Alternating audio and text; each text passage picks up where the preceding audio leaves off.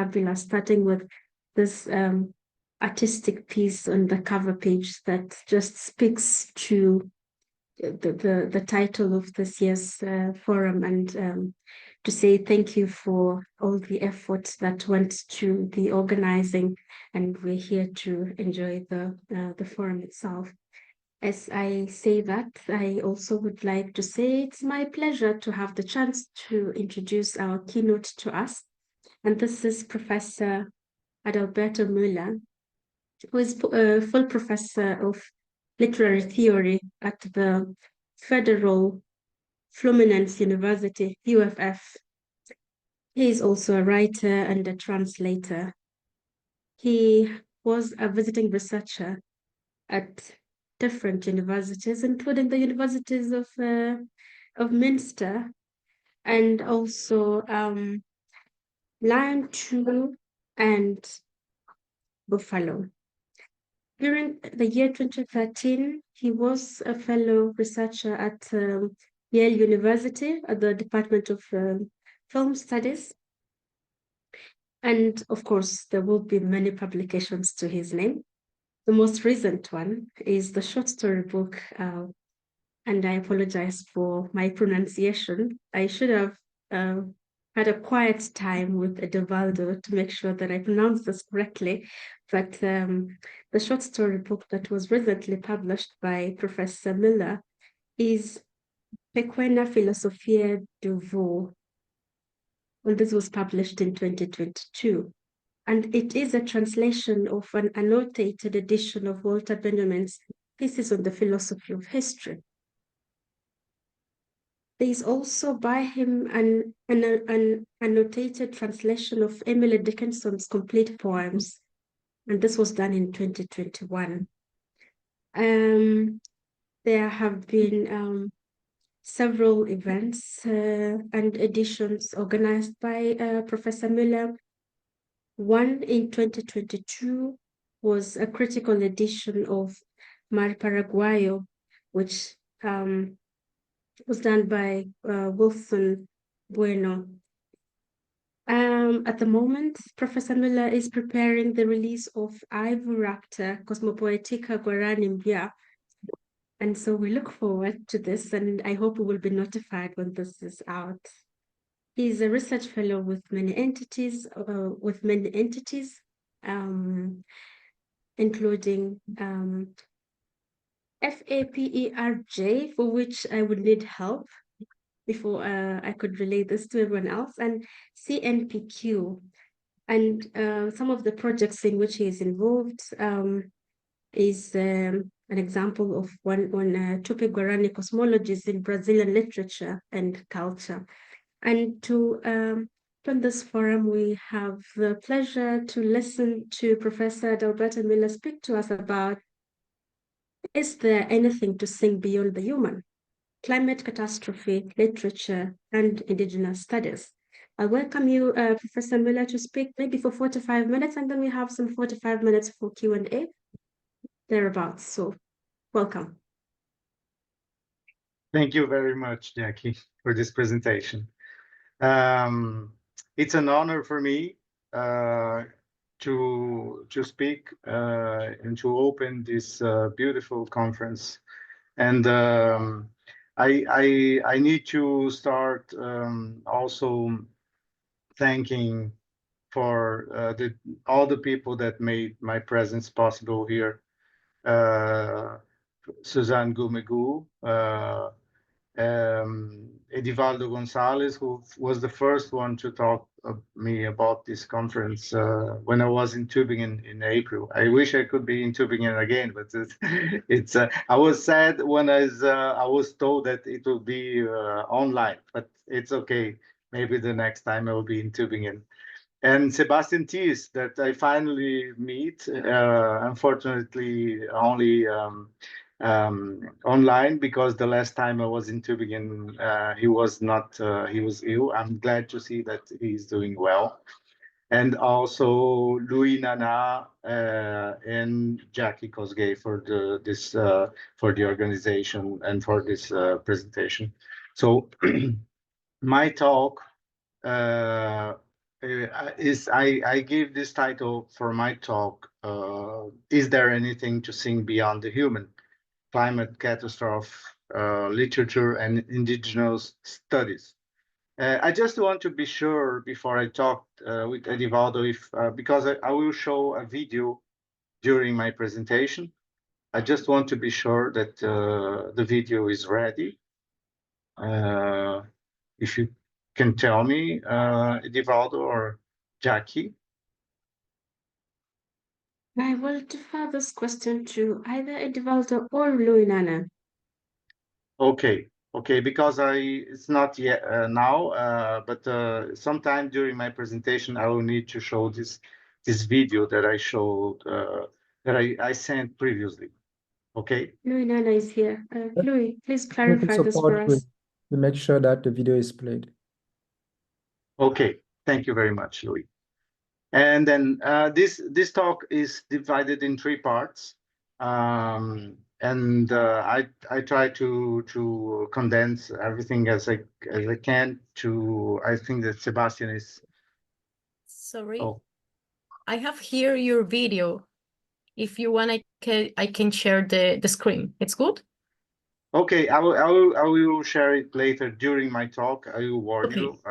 Maybe at the. I will warn you when I need the video to be presented. Is it okay? Yep. Okay. Okay. Thank you. So the first part is called Jenseits Dimension Beyond the Human.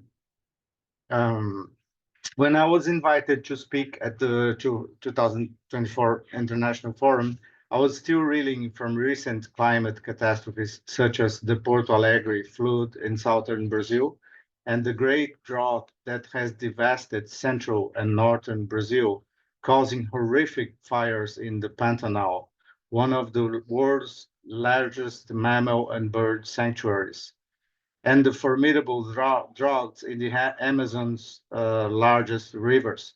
This is still going on.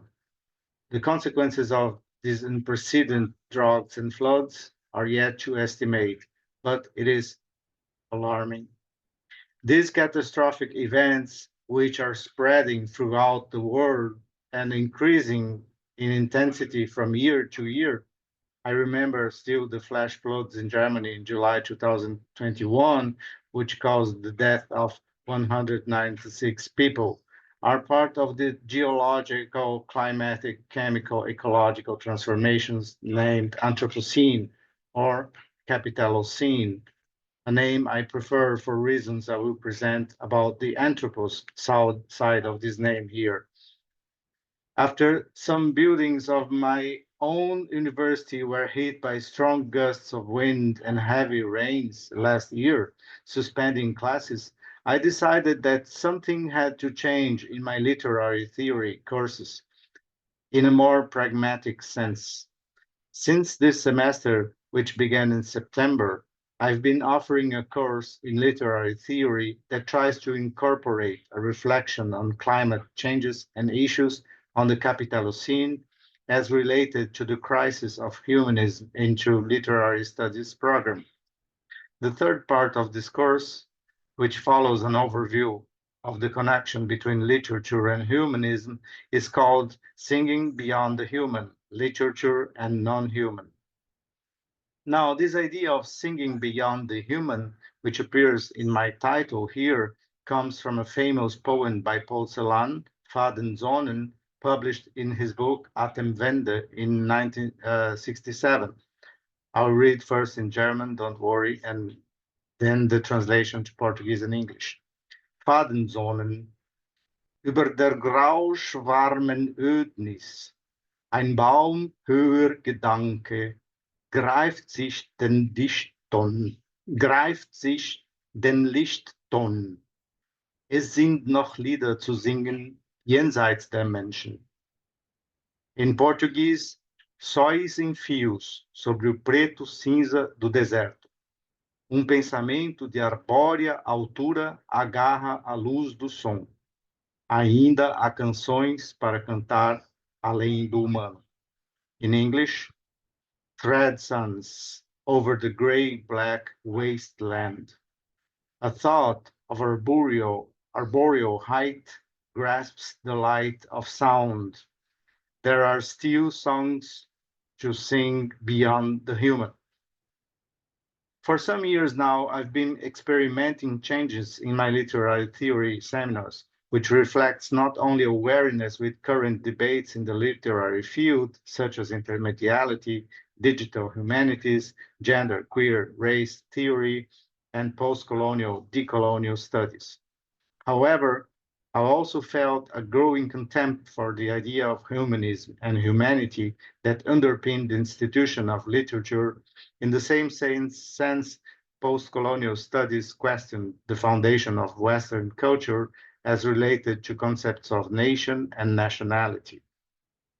The recent climate catastrophes resulting from capitalist acceleration have not only increased my distrust towards the humanist tradition that grounds the fundamental concepts of literary theory and aesthetics. In fact, in a deeper level of analysis, it is about questioning the role of man, M-A-N, and the ideas of subjectivity as the foundation of all modern values. Just to be more precise, when I use the word man, I'm not referring to the species named Homo sapiens, but rather to the network involving human beings, non-human modes of existence, modern science, and capitalist mode of production as historically associated with extractivism, modern slavery, plantation, industrialization, and services-based economy in post-digital world. I'm aware that not all human beings and modes of existence participate in this historic train called modernity, whose engineer is man. And that's why I've been trying to shift my theoretical thinking of literature and my translations practice toward indigenous cosmologies and pluriversal ways of thinking, putting some extra modern or anti-modern mentality at the center stage of literary studies in Brazil, such as Davi Kopenawa, Ailton Krenak, Nego Bispo, and the Guarani shamans I will talk about.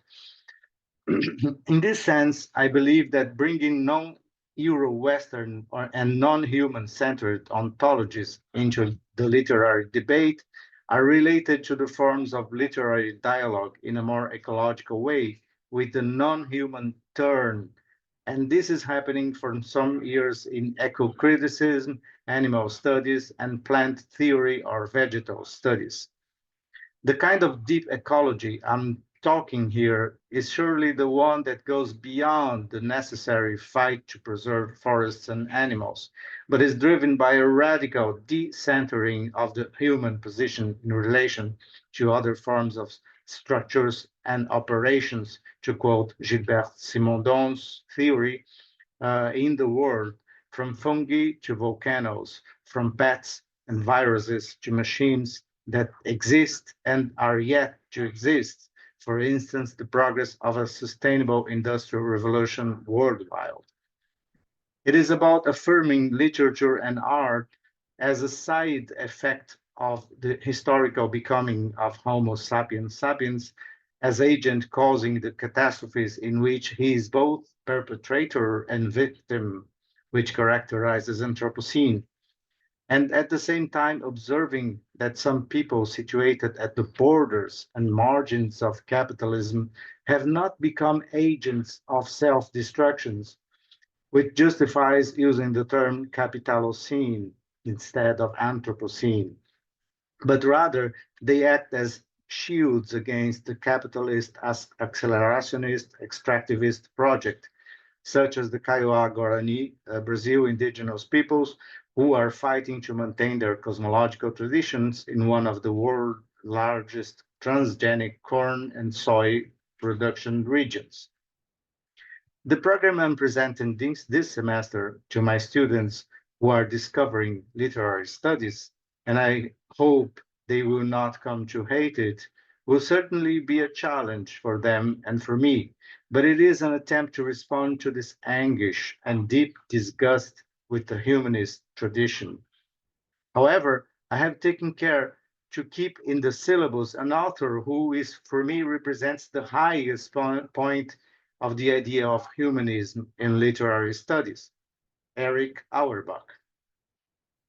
What I still find interesting about Auerbach's mimesis is that despite having lived through the catastrophe of the Nazi era and having written under its shadows, he seemed to believe in a historical human figure who represents himself in a chameleon-like way throughout the centuries of history.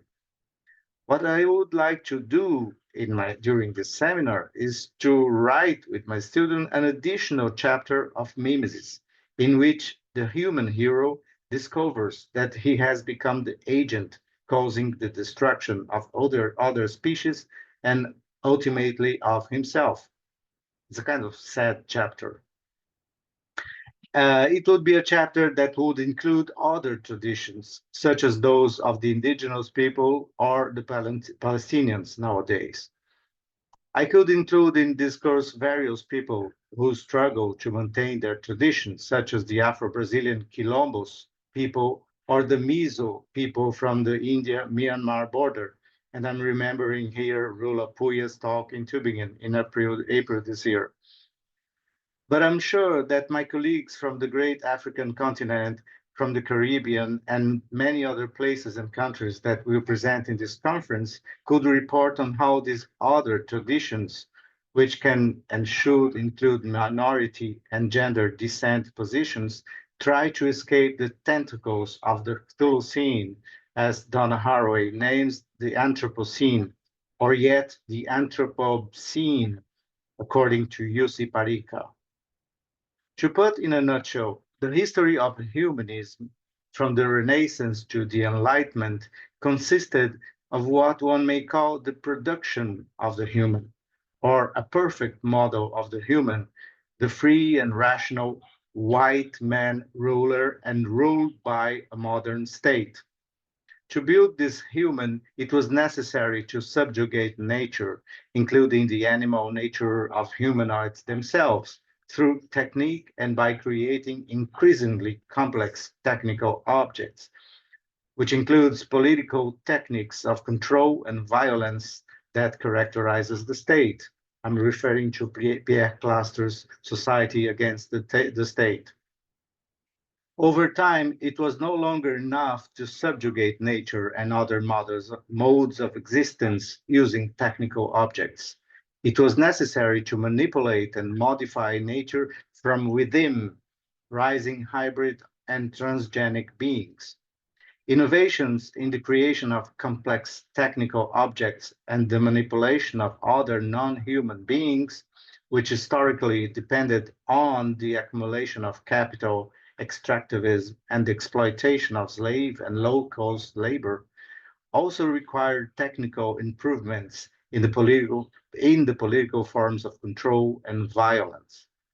In other words, the more society became technologically grounded, the more it required an increase of control and violence. The technical objects or machines that were created to facilitate work were more and more used to produce both speculative capital and new cultural forms of control, which created a cultural industry and multiple forms of digital entertainment. The last stage is the simplification of the external appearance of technical objects and the conformity to human needs in robotics, for instance, that produce also a simplification of human skills, especially in the sense of simplifying the capacity for decision and freedom.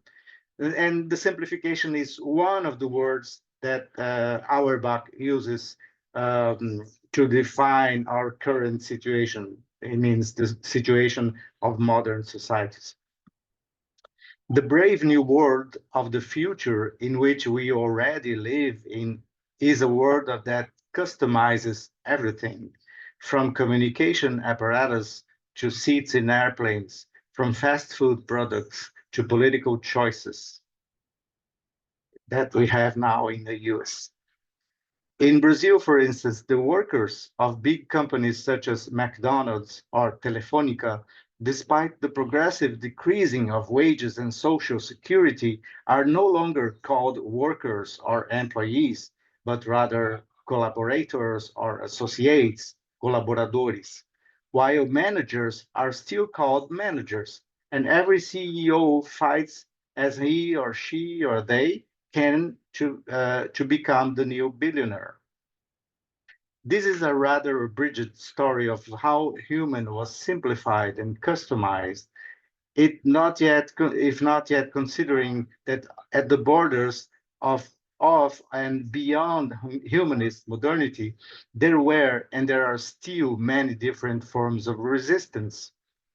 Therefore, thinking about the ontological, cosmological borders between Western civilized and non-modern, extra-modern, or anti-modern societies becomes so important as to think the borders of the human and the non-human.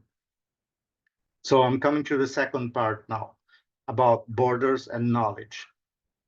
Most of what me and my students discussed during a previous seminars on borders was based in the reading of well-known texts that deal with borders and limits, but it also included philosophic works such as Kant's Critique of Pure Reason or Jacques Derrida's seminal lecture on the Cerisy Symposium Passage de Frontières, dedicated to his work in 1992. Besides that, reading literary texts dealing with borders and expanding conceptual borders and limits of borders and limits was itself a task of bordering theory instead of limiting theory only. Let's not forget that one of the grounding terms of all scientific and theoretic work is definition, derived from Latin finis, which was used by the Romans in the sense related to borders, such as boundary, limit, and line, frontier, and even territory. Besides, border theory and border definitions always relate necessarily to culture, politics, and power, thanks to its territorial geopolitical meaning field, which includes, in the case of academic debates, a deterritorialization of disciplinary fields. As it happens in translation processes, as Naoki Sakai puts it, what is at work is not only bringing or taking something across the borders of languages and culture, is rather about bordering. Bordering. I would say about border making in a sense that one can relate it with Nelson Goodman's concept of world making. If we take for granted that a most comprehensive understanding of translation encompasses cross-disciplinary debates, and even the processes of understanding anything, it is possible to say that we are recoding borders and limits in every step we take, from our childhood to our death. Thus, by approaching the multiple forms of limit, border within the realms of aesthetic and political discussion, it becomes possible to consider a way of thinking that it is or intends to be bordering itself as a set of theoretical crossroads, and I'm thinking about Afro-Brazilian god Exu, according to recent interpretation by Brazilian scholars such as Leda Maria Martins and Edmilson de Almeida Pereira. In this way, it is possible to sketch mappings that may expand the debate into other pressing epistemological directions in the contemporary world, while delineating other borders, limits, cultural limits and borders, the borders of the body and gender, the borders of the human and the non-human, the borders between languages, and the limits and expansions of translation, the clashes between cosmopolitan modern and the non or extra-modern cosmopolitics, and finally, the limits of representation in a time of catastrophes. Now,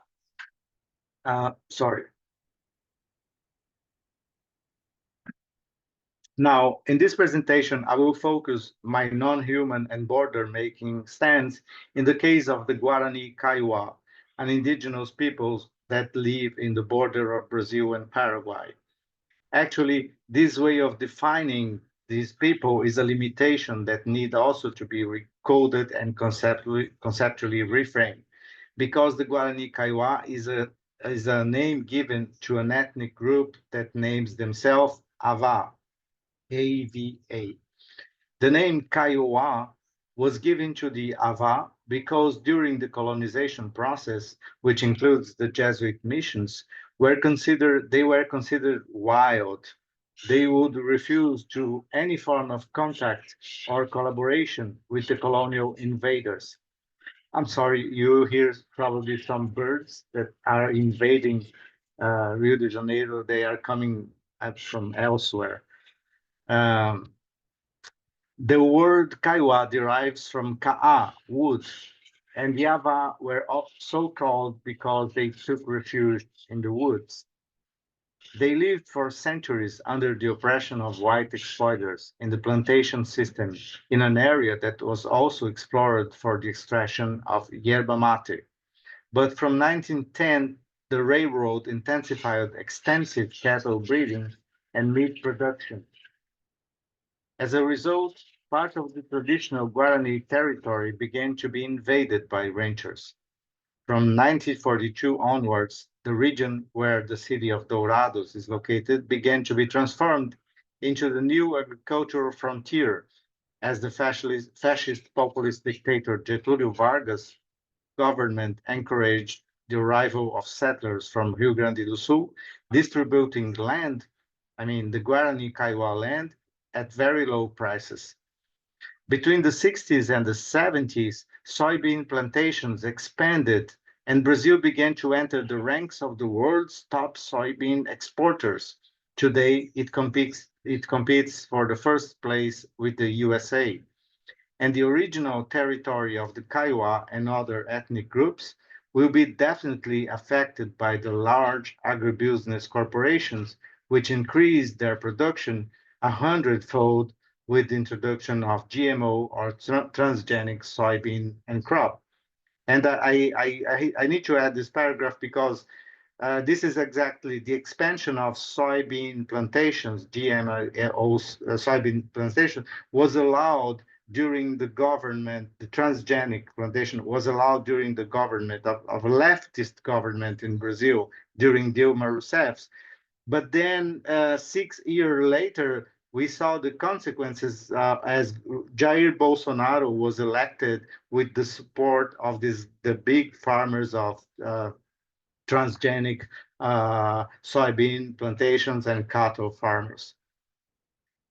The expansion of agribusiness, mechanized plantations producing transgenic grains and beef at high speed for export has strongly affected the Kaiowá way of life. And from 1970s onward, the suicide of young Kaiowá began to appear on the pages of Brazilian newspapers.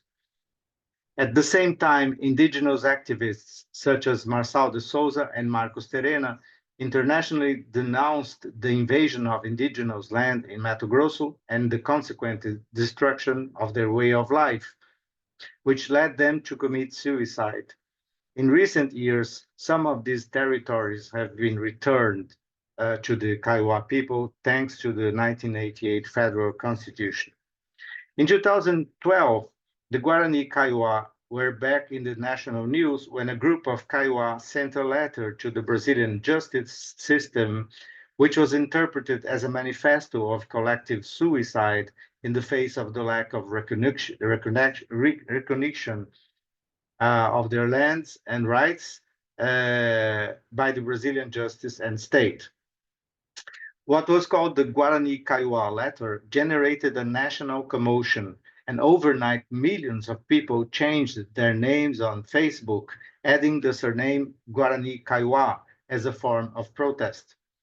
The letter, Guarani Kaiowá letter, also fueled an intense literary debate when Marília Librandi, then a professor of Brazilian literature at Princeton, challenged the literary establishment to include texts like the Guarani Kaiowá letter in literary studies curricula, demonstrating that the way in which the Kaiowá relate the land and the world in their culture, in the way of buen vivir or tecoporã, should be considered a fundamental way of understanding the role of indigenous people in the formation of Brazilian culture and literature. Today, the Kaiwa, as other indigenous peoples from the lowlands of Latin America, continue to be violently attacked for the expansion of crop plantation and cattle farms. But they also continue to resist and fight for their land and their beautiful way of living. In the next few minutes, I want to focus on explaining the form of this resistance, which lies in what I call its ontocosmology, as a form of expanding indigenous studies in Brazil. I hope to be able to demonstrate that the Kaiwa's struggle is more than a political struggle. It's rather a political struggle in the sense that politics is a way of making borders, that is, of recognizing the differences, the difference and a singularity that can affect others and that can be translated into action in concrete things, such as the demarcation of territories and respect for the tecoporã or buen vivir. In short, I want to show that the core of the Kaiwa resistance is their ontocosmology, around which lies the last and most important border separating them from the new non-Euro-Western and approaching them to the extra-modern minorities. So now I'd like to ask you to show this video, to prepare this video. But before showing the video, I want to explain some things that I think that are important. I'd like to start this last part, I mean, the third and last part of my talk now. I'd like to start this last part showing you a video I recorded and edited in 2023. I have presented a previous version of this video here in Tübingen in April, there in Tübingen. But I've been retranslating the Kaiwa text, and this is the newest version. Before showing it, let me explain the context of its origin. When I met the shaman Adelina Ramona in her village in Panambizinho in January 2023, I asked her to explain me the relationship between the god, the so-called god Jacairá, one of the main ancestors of the Guarani, and the crop, the maize, known by the name of Jacairá, which is used in sacred ritual, Kaiwa rituals. To my great surprise, out of nowhere, she began to sing and chant interspersed with some explanation, a form of discourse characteristic of Kaiwa rituals. What was even more surprising was to understand that the relationship between what she was singing and saying and what she was drawing in the red sand with her stick, and the way she ended up moving her stick left to right, which she was doing while referring to other supernatural entities or ancestors who act in the sowing, planting, and harvesting of Jacaíra maize. Finally, thanks to the way she stuck her stick into the ground and then raised it to the sky, I was able to have this revelation. Jacaíra is neither just the god or the ancestor, nor the corn. Jacaíra is the whole process. That is the millennial process that goes from seed to plant, from plant to sky, and back to seed, to grow again, to be transformed in corn, to be drunk in the beer made from corn, and then to be transformed into song and words, and thus connect all the spheres of life. So now I'd like you to show the video, if it's possible. Yeah, I can try to share my screen. Mm-hmm. Just give me 1 second.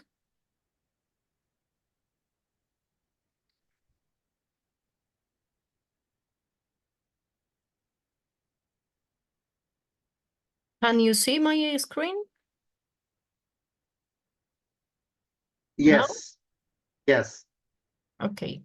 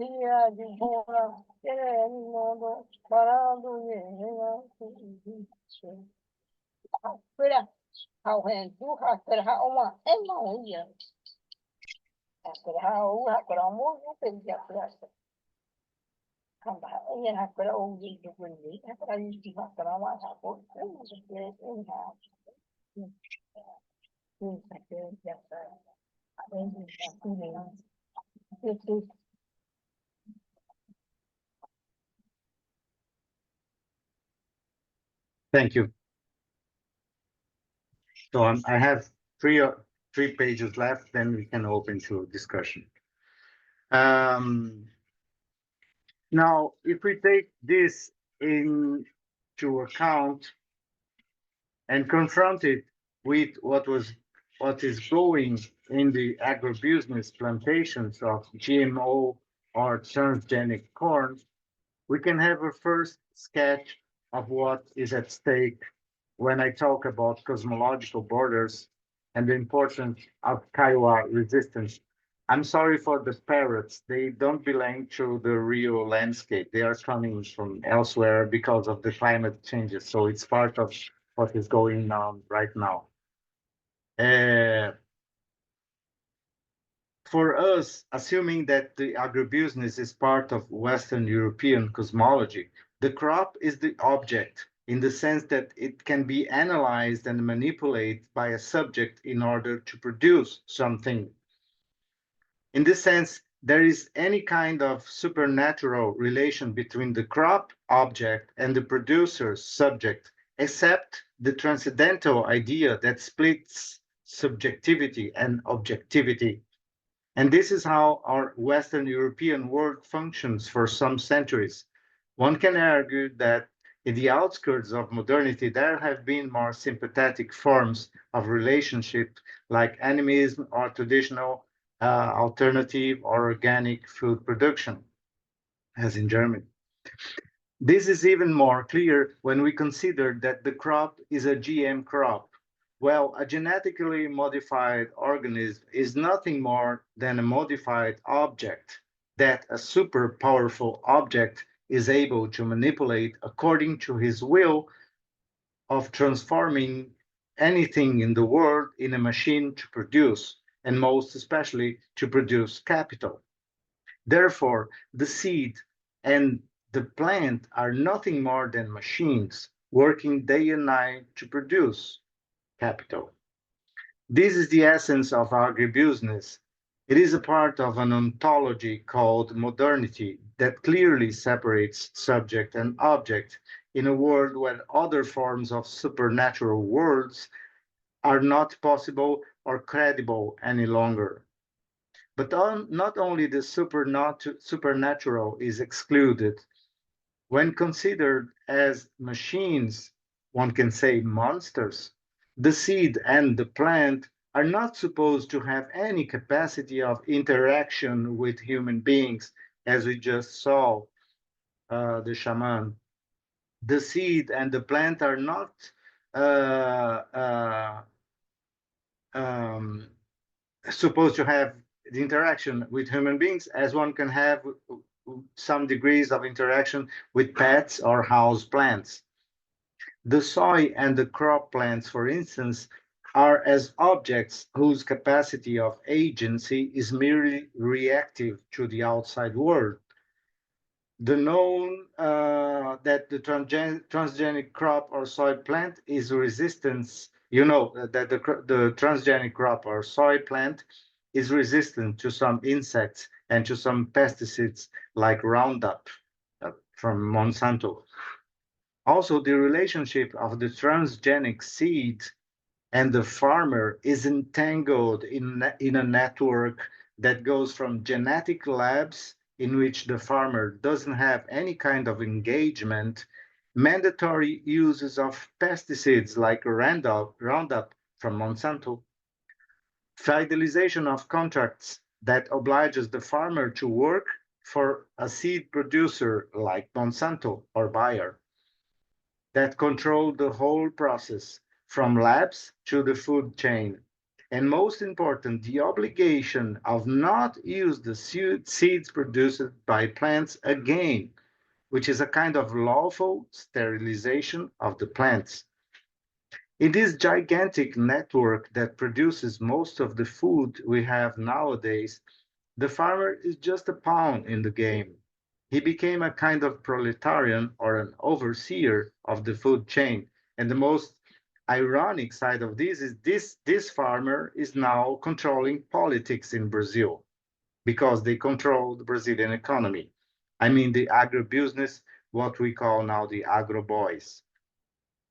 Uh, this is one of the points I wanted to make, the radical difference of the cosmologies or ontologies that has been closing more and more the borders of modern civilization and ancient cultures like the Kaiwa. And surely my colleagues from the African continent or from India could talk about similar experiences in their lands. From our side of the border, we may have still the chance to understand their cosmology and try to reframe our own. But from their perspective, modern civilization is disastrous because it constantly crosses the border and violates and destroys other cosmologies like the Kaiwas. Let's do no mistake.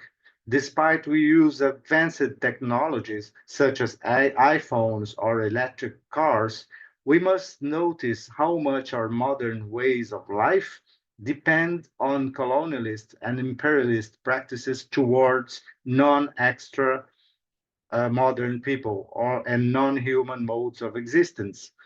How much we depend on disrespecting the borders and producing violence elsewhere and submitting the ones across the border, and then on organizing new forms of defense to reinforcing the walls or the borders, the same borders that we, the moderns, that you, the moderns, previously infringed to extract and to enrich.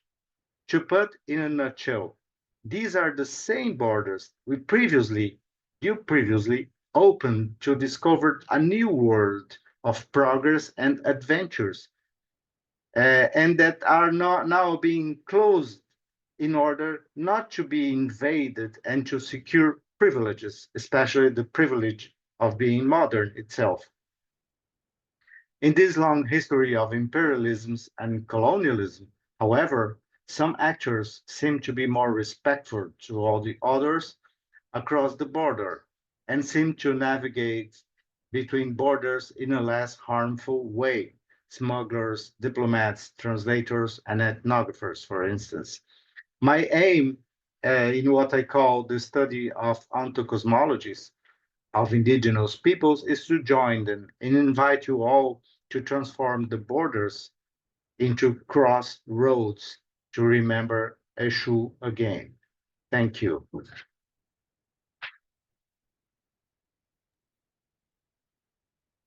Thank you very much for this very interesting keynote presentation. No less electrified by the performance that we watched and that I very much enjoyed, as I'm sure did many other people. And I think we are very safe in terms of time. This was really good. We have enough time to exhaust all the questions and share all the comments we would like to share. I will not abuse my privilege as chair of the session, so I will open the floor to our audience to give the comments or ask questions. And I think we're a manageable number, and perhaps we can either raise a hand or simply unmute and speak. I think that should be fine.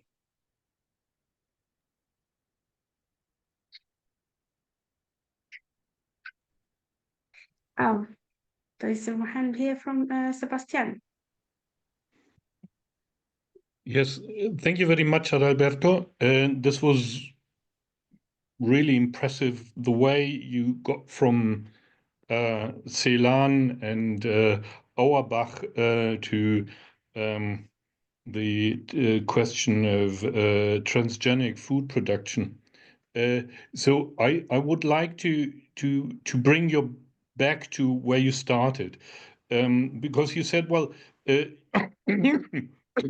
what you are doing is you reconfigure your curriculum because of the way how a human-centered philology has come to its limits, and obviously it resonates a bit with the founding myth of mimesis, where Auerbach is in exile, and he says he just doesn't have the access to all of the books he had in Marburg. And so he decides to write a book with a certain distant view on the literary tradition. And perhaps this is something that we have to remind as well when we try to decenter the canon and look for proximity in human nature relations in Western literatures as well. So I really find it fascinating to your idea to rewrite one a chapter, or not rewrite, but to add a chapter to mimesis, and which obviously would include a complete rethinking of representation as the basis of what what Auerbach talks about. So I would like you to go a bit more deeper into this rethinking of representation. Thank you very much for this question, Sebastian. Yes, you're right about the choice of Auerbach is also related to this dense distance he took towards what he was trying to describe, because he was trying to describe the foundations of Western society, but he is somehow in the outskirts of the Western society he's trying to describe, right? And I find that this position is this is why I choose Auerbach among many other. There are so many other scholars I could choose, but this situation is for me interesting in the first part. But obviously, the reason of reading, there are two reasons for reading Auerbach again. One is to relate the concept of mimesis and representation to the very idea of this, what I call the production of man, M-A-N, or anthropos, that this name that is part of the Anthropocene. Uh, so this is one of the reasons. So that somehow Auerbach is in literary studies, he's at the center of what I call humanism or humanist tradition. There are many others. For instance, in Brazil, it's Antonio Cândido that represents this function, and the constant way in which Antonio Cândido defends the humanist tradition. See, this is one thing, and the other thing is, once you start to put Auerbach in perspective in the contemporary view, you have to question not only humanism but the representation itself, mimesis itself, as a fundamental Western value. Because when we look to the Kiowa people, for instance, or for totemism, as my colleague will talk the next year, when you think in terms of totemism or in terms of animism, there is no longer representation. You cannot talk about representation if you talk about totemism, or if you talk, especially if you talk about animism. And there are many other traditions and ways of life that doesn't depend on representation. The very idea of representation that is at the core of Erich Auerbach's mimesis, and also is at the core of Aristotle and Plato, is depend on this separation of subject and object. So you need something to be the representer and something to be represented in the process. So this is not possible. When the shaman we just saw, when she's singing Jacaira, when she's singing, she's not representing Jacaira. She's living Jacaira. She's part of the thing. It's not. We are no longer dealing with representation. We are no longer dealing with mimesis. This is how I invite my students to rewrite or to write some additional chapters in Auerbach's book, in order to think, for instance, the African tradition, which is completely different, or the Palestinian or the Arabic tradition, which is completely different, the Hinduist tradition.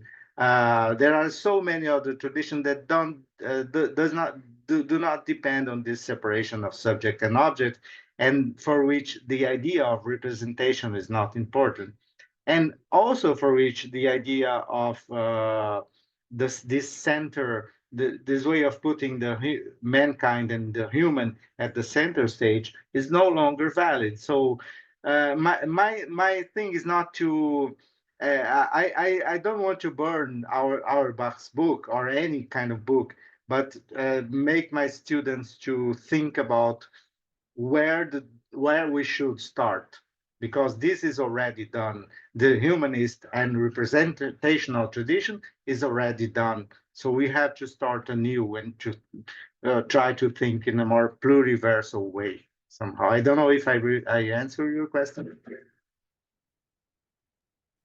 Thank you very much. Thank you. Thank you very much. And now, Suzanne. Yeah, thank you very much for this talk. And I was also captured by this idea of rewriting or adding a chapter to Auerbach. And I was thinking also about your title. Is there anything to sing beyond the human? Because I got it wrong I thought it was something as who can sing besides the human, and so I found it very interesting to have you mention the parrots that were around. We couldn't really hear them. It was very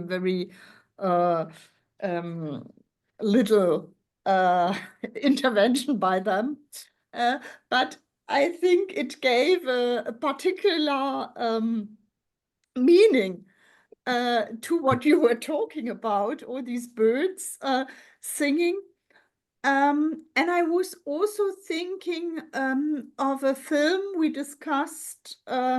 We saw here Tübingen. It's about restitution or Dahomey. And we discussed it this morning in a panel partially. Well, the first panel before the introduction. And this is a film where the filmmaker shows how 26 statues from a museum in Paris are restituted to the Republic of Benin. And she introduces the voice of one of the statues, the King of Gezo, who is speaking in the film and giving his view of things. So I was thinking that it's maybe not only and this is also, this is due to certain cosmology, which doesn't restrict the voice to the human. So it's also about borders, about cosmogonies. And the question is, how can we make speak or give the voice to elements beyond the human? Because it's, of course, I mean, I am, as a Western person, would say this is a anthropomorphic fiction, and she's giving the voice to some sort of one doesn't really know the statue as receptacle, who is receiving the ancestor or the gods. I'm not very clear about all this, but probably there are people who would say, no, this is not an anthropomorphic fiction, but they really speak. So how to deal with these kinds of singing in the sense of poetry. Yeah, Would the film maybe be another means to, isn't it, that's what some of the discussants today said, would the film be a means to reach much more people than to write chapters? Thank you for this question. There are a lot of things in your question. The first thing that I need to clarify is that I believe that the word in this famous word, the famous sentence in Paul Cellen's Fadensonnen, es gibt noch Lieder zu singen jenseits der Menschen, is both subjective and objective. So it is related to the lyric instance, no? It's the poet singing, but he's also dealing with, the famous discussion of Adorno. Is it possible to write lyrical poems after Auschwitz? No. So after the catastrophes, and I think that he was also thinking about the possibility of destruction of mankind with the atomic bombs. This is from 77. This is Cold War. No? Everything is in this poem. So the idea is what can sing beyond the human? So what can sing and what can speak beyond the human? So I think that in your case, the thing is not as the famous book from Gayatri Spivak, no? Can the subaltern speak? The question now in this case is to think, what is the subaltern?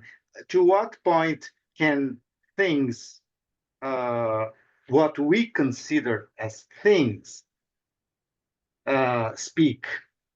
And now you have to move beyond or to shift your place from the European perspective. Because when you have objects, as we have the manto tupinambá, this is a ritual robe that was in Denmark since the 18th century, and the Museum of Denmark recently gave back this indigenous robe to Brazilian people, but it will be displayed in a museum. So when we display such objects in museums, we are already considering them as objects, and as objects, or as a representational objects, they cannot speak at all. So I don't think it's, I haven't seen your film, but I don't think it's a case of anthropomorphism, because the very idea of anthropomorphism is related to this separation of nature and culture. In the animist societies, positions of subject and object, or human or non-human, can be switched on. So I mean, in the case of indigenous people, the relationship of jaguar and man. No, there is this famous scene in Brazilian history when this in Hans Staden book.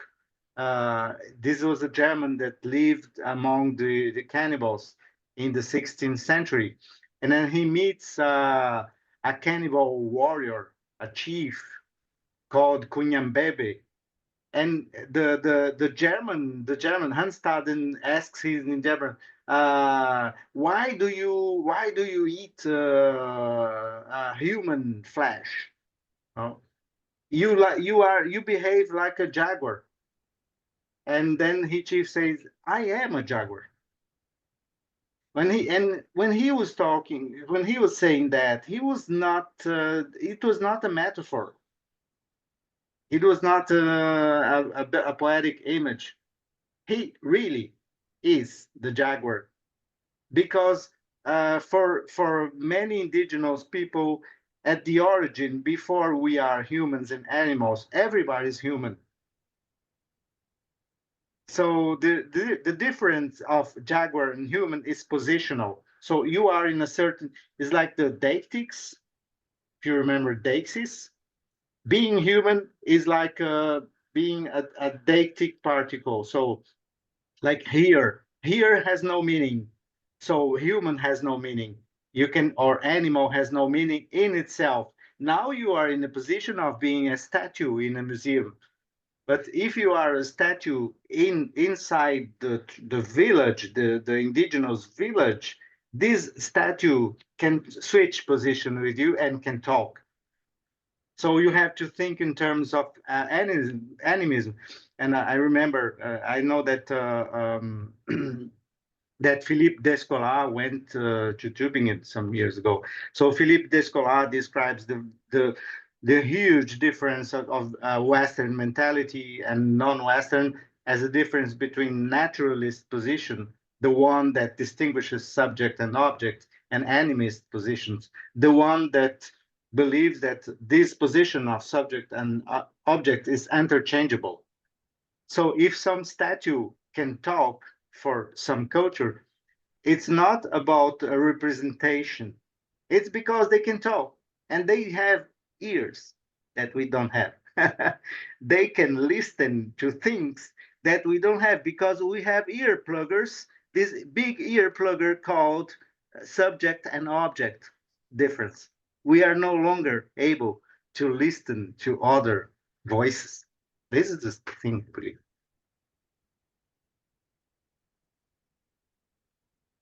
Thank you very much. And I will give it to Luinana and then Edivaldo. And Maria, was your hand up? Anyway, for now, it's Luinana and then Edivaldo. Okay, thank you very much, Professor Müller. And my questions and remarks are just following the question of Sebastian and Professor Gumegu. I was really intrigued by the project of adding a chapter in to the mimesis. And when you are explaining or responding to Sebastian and Professor Gumegu,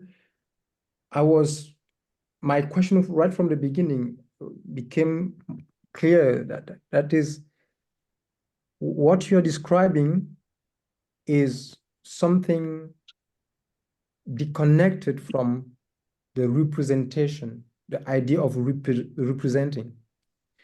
It's also Vivero de Castro speaks about this idea of perspectivism, which I think you were explaining, saying we can also take the position, or we cannot take the position, but try to understand that the statute, what we call statute, is not, it's just positional. The position can shift. And my question is, instead of adding a chapter, are you not trying to write, let's just take the metaphorical sense, write another book instead of, yes, disconnecting with Auerbach and writing, because it could look like it's a continuation instead of a deconnection with the representation, which is found rooted in this distinction between an observer and the observed, nature and human in nature. So this is one of the questions. The other question is related to what you said about this simplification and customization of the human. I really like the way you put it. That is, we, in the capitalistic worldview, human being can be customized. Human being can be, you are being simplified in this simple way of object.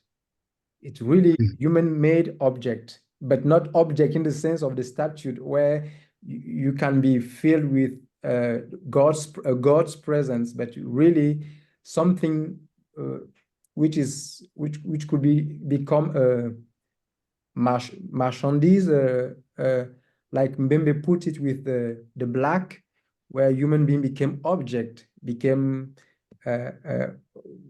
something you can profit from it. And my question in that sense is, do you think that, because you said human beings are being customized or simplified because of this disconnection, that's what I understood, disconnection of with the nature or from the nature, do you think that reconnecting to the nature gives a real sense or a real notion of what is human, not this humanistic human being or this Homo sapiens sapiens? These are my two questions. I don't know if it's clear. Thank you, Louis. It's really a pleasure to listen to your questions, because there are so many points you raise, and that are so important. The first question is about why not rewrite or completely erase and forget Auerbach's and write a new book instead of a new chapter? This is really, really fascinating. This question is really important. And but I could make it. I could go deeper into this and say what to do with human,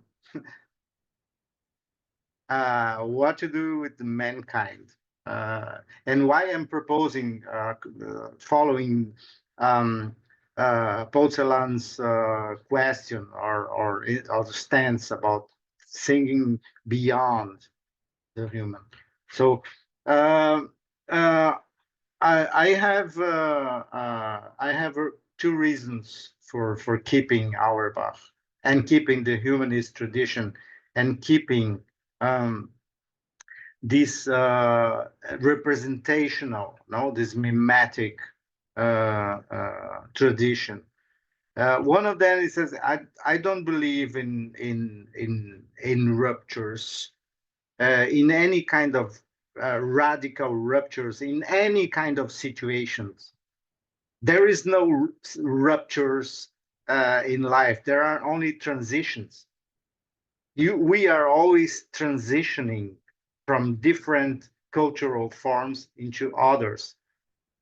So I really believe that everything that we are discussing now will transition to other things, but things will not be forgotten. So it's the biggest mistake of fundamentalism. Fundamentalism believes in radical ruptures.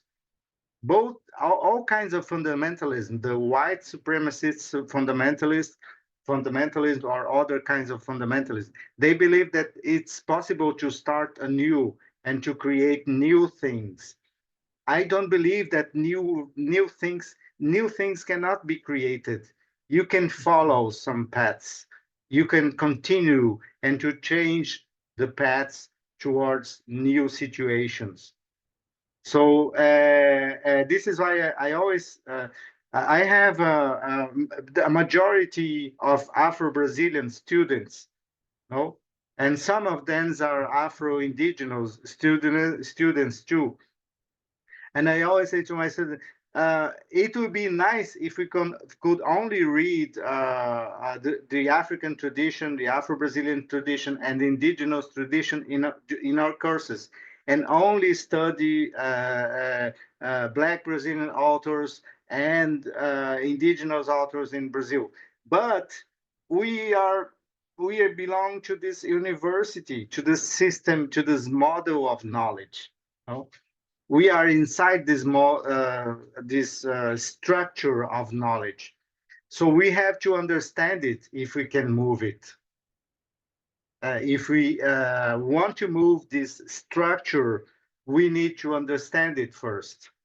So Auerbach for me is the way of understanding what is the humanist principle that makes literature one of the bases of all scholar curricula. So what is this human inside literature, and how to deal with this human, with this man, this universal man that we know it doesn't exist, but it is there. So the idea, following this idea of a process philosophy, in which I believe the better way is to transition from Auerbach or Western culture toward other forms of culture, and not just trying to erase it as if it never existed. You have to understand it in order to transform it, no? Because I know that in many political positions now is to build anew, to start from ground zero. And this is dangerous, because if you start from ground zero, the problem is still there. And some people are believing in that. and these people are very powerful. So this is a machine you have to deconstruct from inside, in order to create something that will follow, and not to be new, but just follow what happened before. No, this I don't know if this answers to the question, but the other thing is sorry. Also, just in the second part of your question, can you remind me again? Yeah, it was about this simplification of the human being, customization through Yeah. capitalism. So Yeah. since we are dealing with the proximity in human nature relations, Yes. you Yes. think Yes. Yes. I find your critics really interesting. Now the question is, Well, I think that this proximity could bring out a new notion or a new understanding of what is to be human. the idea of simplification, I'm bringing it. I find it also in the last words of Auerbach.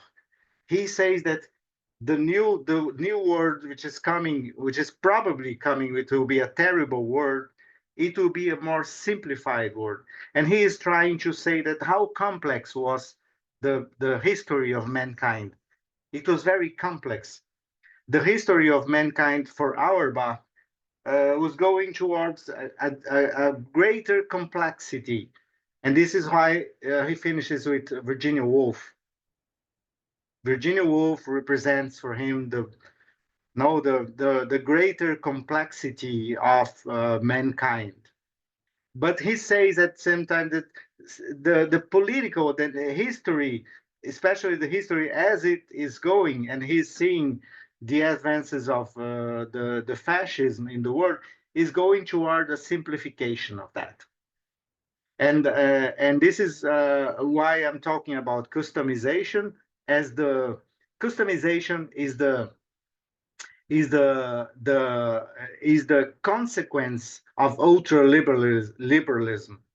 Ultra-liberalism that is going now, right now, it will the project is to customize everything, and customize is exactly the opposite of renewing our ties to nature, because nature is anything but customized. Nature is always complex. From protozoa to galaxies, nature is characterized by complexity. So this humanist, this Western humanist project is an anti-natural process. So there is nothing more distance from your beautiful graphic design, from a plant hand approaching a human hand, than customization. When you customize, you definitely separate everything that is human in you from nature. So this is why we have more and more this idea in Brazil, and I don't know how you call it in your country, but in Brazil, the workers are no longer workers. They are called as associates, but actually they have lower wages and they have to work more. They have less social security, but they are customized as associates. But they are more and more slaves. We are living, ultraliberalism creates a regime of neo-slavery, but people are called associates by their names. So this is a way of customizing. And the only way, and this is the role of literature for me. When I study the indigenous cosmologies or minority discourses, I'm trying to go beyond this customized human and this simplified human, because it was simplified.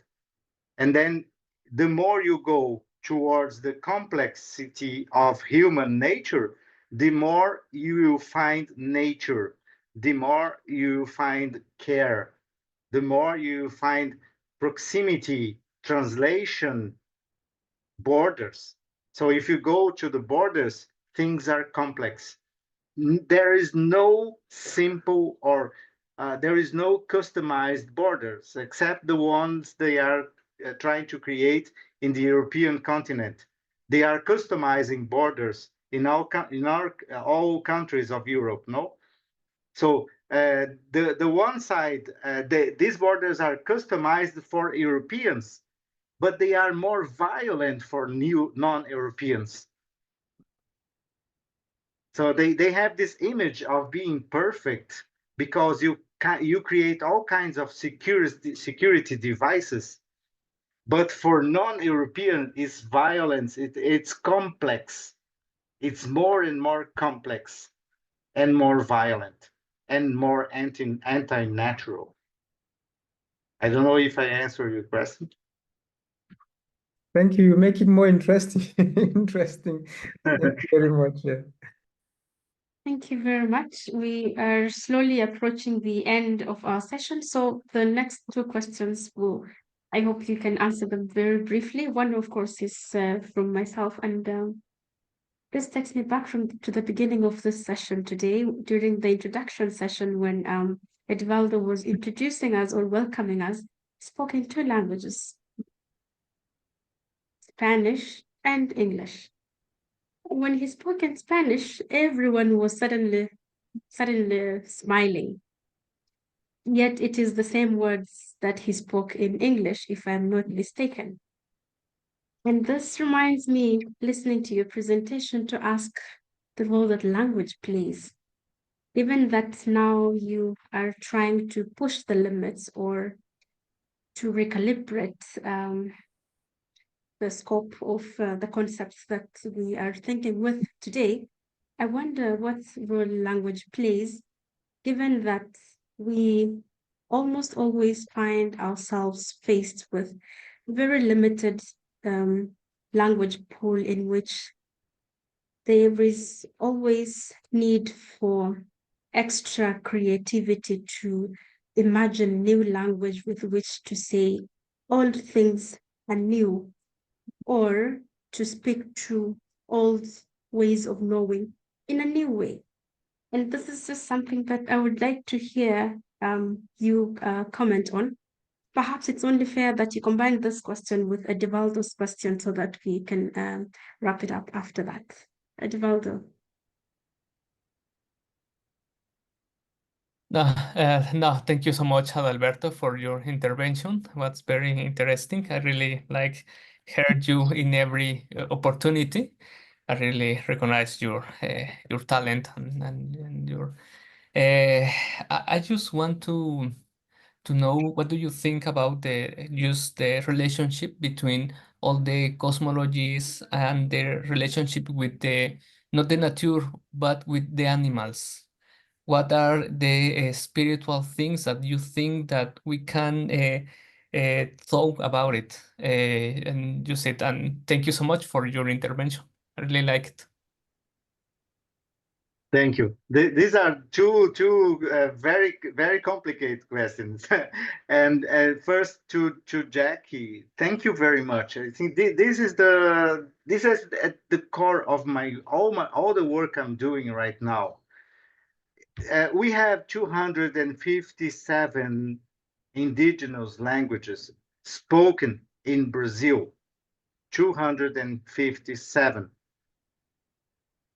I can count on my right hand fingers how much literary scholars speaks any of them. Maybe I'm of the five scholars in Brazil. This includes scholars writing about Brazilian literatures abroad, which is very numerous. So I think that we live in a situation of colonial unilingualism in Brazil that we have to deal with in order to create a new country. We are still living in the in language issues, we are still living in the 16th century in Brazil. That's wrong. In the 16th century, many languages were spoken. In the 17th century, the Guarani was spoken all over Brazil, and we lost it. We lost this multilingualism in Brazil. And Brazil was more and more the idea of one language and one way of thinking were more and more imposed in these minorities in Brazil. So I really believe that this is one of the things that I don't agree with all Wittgensteins, but this idea that every language is a border, Grenzen, of another world.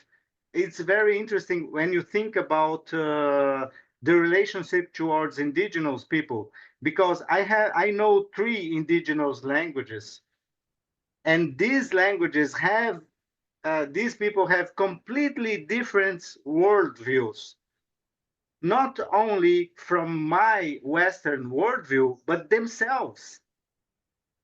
When you put it in the perspective of 257, what we are doing is ignoring a multiplicity of ways of understanding the world. We are just ignoring. Most of my students want to learn, first of all, an European language, and now Mandarin and Chinese, because Chinese is the language of trade and so on and so on. But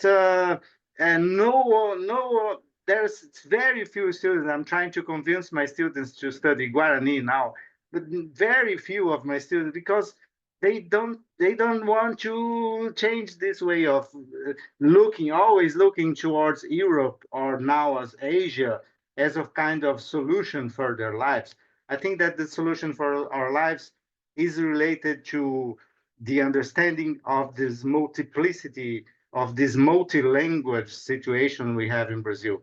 The more we go towards this multilingualism, I think that the more we can approach other ways of thinking the relationship between language, nature, and mankind. Oh, I don't know if that answers your question. Now, for Edivaldo, yes, the understanding of one of the things that struck me among the Kiowa and the Guarani people is that they don't have a word for nature at all.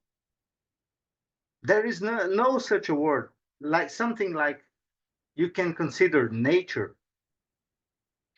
And the names they have for animals in Guarani language, they have one word for pets or animals that are closer, but they don't have a general name for animals. There is no such a thing. So the idea of generalizing species is a Western idea. And it's very, it's shocking to see how, for instance, they treat dogs. Because sometimes the dog has no attention at all as in a Kiowa village. So dogs and cats, like they live like chickens or birds, they have to find their own food, and they are always around. This is the only difference. No, they are always around, but they are not considered in themselves. But there are other animals, for instance, the raven, or the monkeys. They are very important animals because they belong, for many people, they belong to their family. So I was speaking to a Kiowa, and he was explaining me what is a raven. And cuervo, no? Cuervo. As we have the urubu here. So he was saying, the raven is this animal, very intelligent, and I can tell you that they are really intelligent because I know them. I know them because I'm part of their family. Can you imagine that? So he was not talking when he was talking to me about the ravens. I felt that his face was changing because he was not talking about that raven, that but someone who is close, so close that it was part of his family. You see, and this changes completely the idea of proximities. Sometimes the animals is inside. You are a part of this family of animals. Other are related to plants. In Amazonia, there are people that they have family relationship with plants. So in our perspective, it's impossible to think about that. But I think that we should learn with them and how to create new forms of relationships and care. And care. This is the word, the most important word. Yeah, thank you so much, Adalberto. Thank you, Edvaldo. Thank you very much, Professor, for the keynote. Thank you, everyone in the audience, for your very active participation. And I'm happy to announce that we are right on time, but if Suzanne is here, I would give her the mic for her to close the session properly. Yes, Suzanne. So thank you very much for giving me this chance, and I'm happy to have met you, and I wish you the best, and I look forward to reading the chapter and in future, the book. Yes. Yeah. Thank you, Jackie. Yeah. Bye-bye. Thank you, Jackie, for moderating this session. Thank you, Adalberto, for this fabulous talk and the vivid discussion. And but I think the task to close the session is mostly Edivaldo's or Louis Nana's, who will also be able to invite you to the next panels. Yeah, at 5 o'clock, we have the next panel, the first panel, with Professor René Ramírez and Armando Velázquez. So I want to invite you to stay with us for the next panel. And thank you so much, Adalberto. Thank you so much, Susanne, Louis, Jackie, for all your support. And well, I think then we can close our first event. So thank you.